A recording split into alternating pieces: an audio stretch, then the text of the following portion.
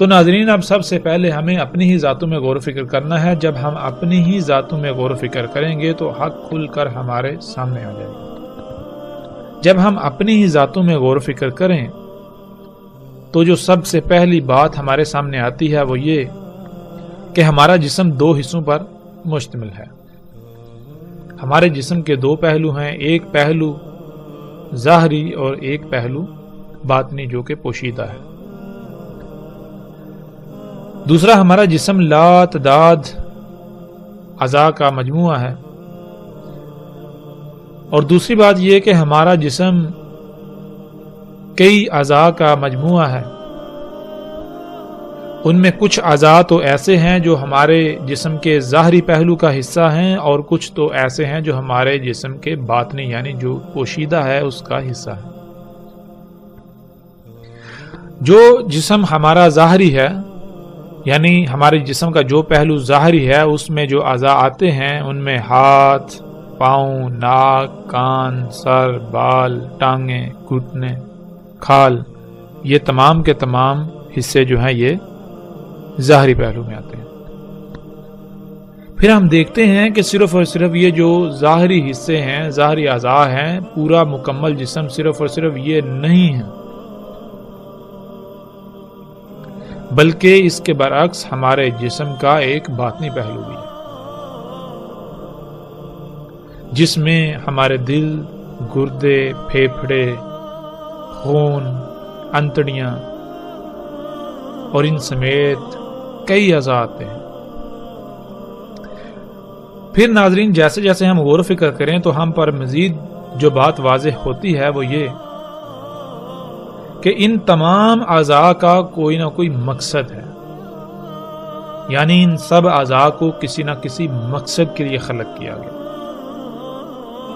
اور اسے ہم یوں جان سکتے ہیں کہ اگر ہمارے پاؤں نہ ہوں تو اس سے کیا ہوگا؟ اگر ہمارے پاؤں نہ ہوں تو ہمیں کئی طرح کی تکالیف کا سامنا کرنا پڑے گا، ہم چلنے سے عاجز آ جائیں گے. اسی طرح اگر ہمارے ہاتھ نہ ہوں، ہماری آنکھیں نہ ہوں، ہمارے کان نہ ہوں، ہمارا ناک نہ ہو، ہماری زبان نہ ہو یا ہمارا دماغ نہ ہو تو ہمیں کن پریشانیوں کا، مصیبتوں کا، تکالیف کا سامنا کرنا پڑے گا، یہ بھی بالکل واضح ہے. تو اس سے ناظرین جو بات سامنے آتی ہے وہ یہ کہ اللہ سبحانہ و تعالیٰ نے ہمارے جسم کے تمام اعضاء کو کسی نہ کسی مقصد کے لیے خلق کیا. پھر مزید آگے بڑھتے ہیں.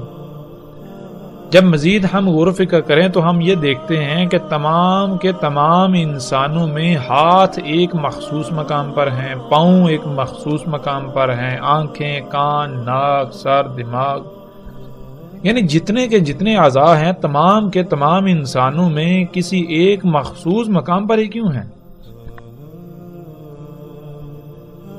ہر انسان کی آنکھیں ایک ہی مقام پر ہیں، ہاتھ ایک ہی مقام پر ہیں، پاؤں ایک ہی مقام پر ہیں.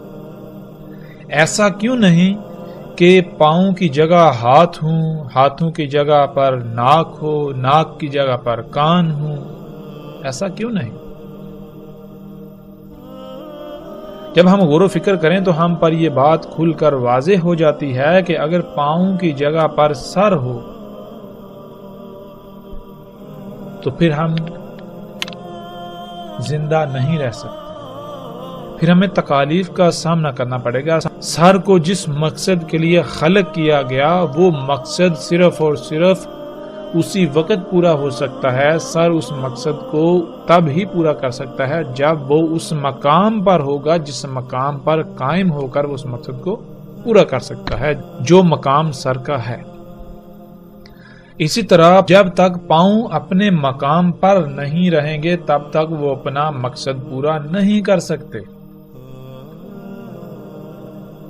یعنی جیسے ہم نے غور و فکر کیا تو یہ بات بھی ہم پر بالکل کھل کر واضح ہو گئی کہ اللہ سبحانہ و تعالی نے نہ صرف ہمارے تمام کے تمام اعضاء کو خلق کیا بلکہ ان کو خلق کر کے جو جو ان کا مقام تھا ہر ایک کو ان کے مقام پر قائم کیا. جب تک یہ اپنے اپنے مقام پر قائم رہیں گے تب تک یہ اپنی اپنی ذمہ داری ادا کر سکیں گے. تب تک یہ اس مقصد کو پورا کر سکیں گے جس مقصد کے لیے انہیں خلق کیا گیا۔ بالکل اسی طرح ناظرین، جو ہمارے جسم کے پوشیدہ پہلو میں اعضاء ہیں، جیسے دل، گردے، پھیپھڑے، دماغ، خون، انتڑیاں، ان سمیت جتنے بھی باقی اعضاء ہیں، وہ سب کے سب بھی اپنے اپنے مقام پر رہتے ہوئے اپنی اپنی ذمہ داری ادا کر رہے ہیں۔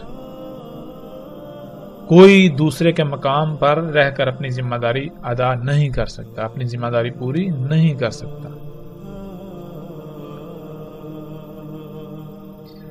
پھر جیسے جیسے مزید ہم غور و فکر کرتے چلے جائیں تو ہم پر یہ بات بھی واضح ہوتی ہے کہ جیسے دل ہے، اگر وہ اپنا کام کرنا چھوڑ دے تو جسم کی موت ہو جائے گی۔ یعنی جسم کے تمام اعضاء ایک دوسرے کے ساتھ ایسے مشروط ہیں، سب کا ایک دوسرے کے ساتھ ایسا تعلق قائم ہے کہ جب ایک اپنی ذمہ داری پوری کرے گا تو دوسرا عضو اپنی ذمہ داری پوری کر پائے گا۔